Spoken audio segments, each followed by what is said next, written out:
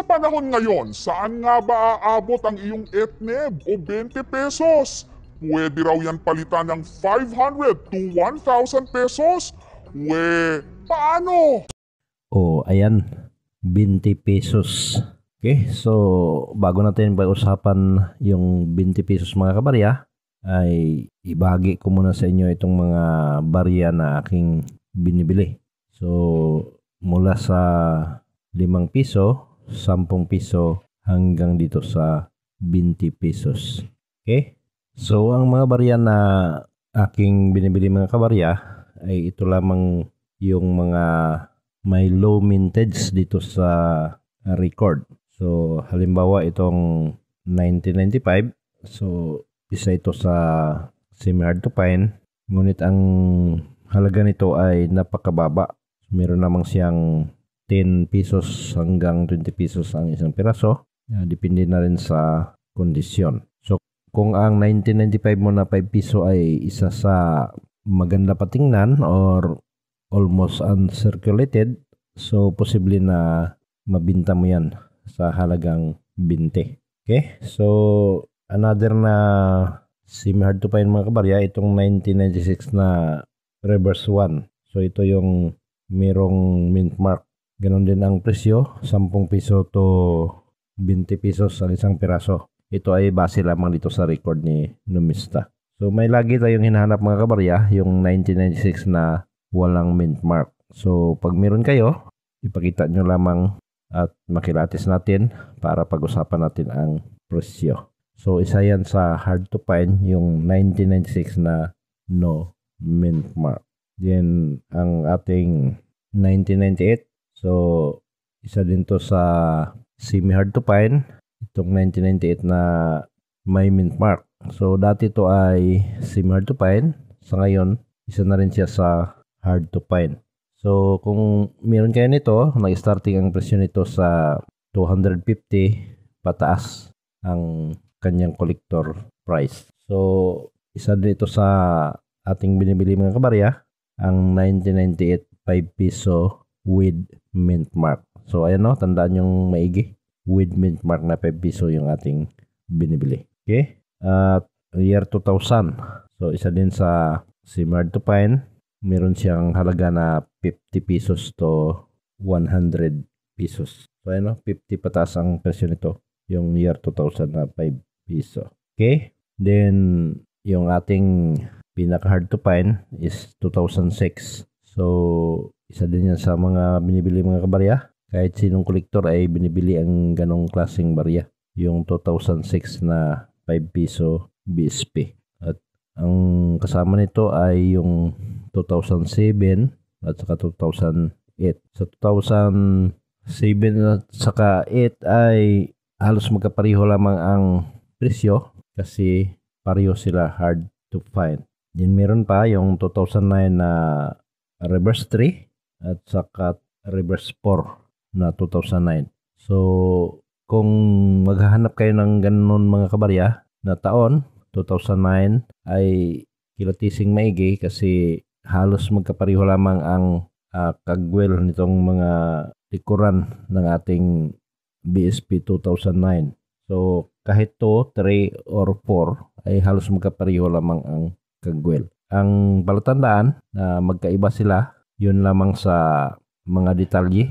Halimbawa sa sinag ng araw at ang iba naman ay sa kagwel. So, isa din sa mga hinahanap nating mga kolektor, yung mga hard to find na 2009 5 piso BSP. At merong reverse 3 sa 2011 na 5 piso ay isa din sa hard to find. At kasama na rin yung 2015 na reverse 2, hard to find din mga kabarya. At saka 2016 and 17, semi-hard to find. So, binibili na ito mga kabarya.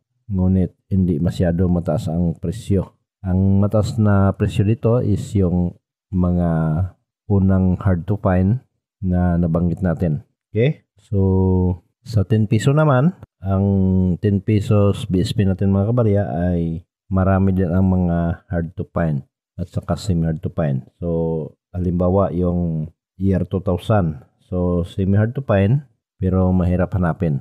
Kasi nga, iniipon na ng ating mga kolektor. Then, yung ating 2001 na reverse 1B, hard to find. 2002, reverse 1D, hard to find.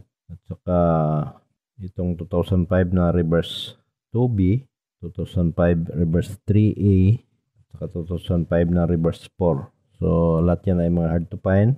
2007 na hard to find, 0.5%. At saka 2009, kasama yun, 2007 at saka 2009, mga hard to find yun. So, halos magkapareho ang presyo noon. Pero meron din tayong hard to find dito sa 2008 na reverse 2A. Then, meron din tayong hard to find 2008 na reverse 3A. At saka, yung 2009, 0.60% lamang. Ang 2007, 0.5%. So, halos magkaparehos na mga kabarya. At meron din sa 2010 na reverse 3A. At kasama na rin itong 2014 na reverse 3B. At saka 2016 na similar to find na reverse 3B. So, yun yung lagi nating hinahanap dito sa mga 10 pesos BSP.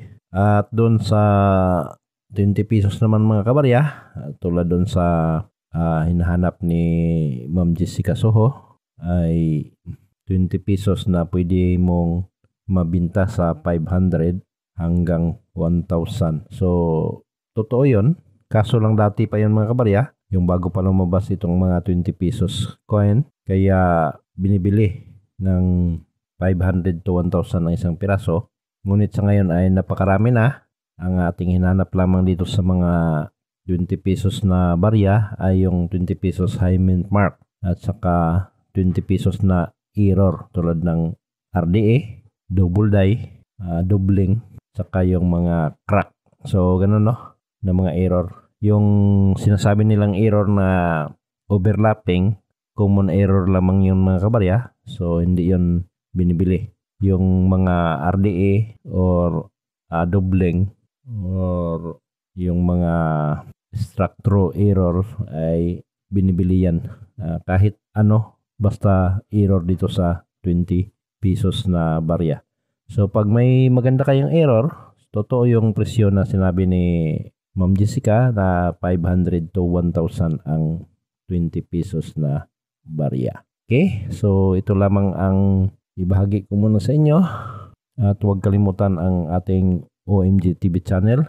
Doon sa hindi pa nakapag-subscribe, mag-subscribe kayo para lagi kayong ma-update sa mga bagong video na ma-upload natin. Sa Facebook natin, sa Facebook page ko, Coincidence. So, mag-follow kayo doon sa hindi pa nakapag-follow para lagi kayong ma-update sa mga bagong gawa na video. Okay? Maraming salamat and God bless.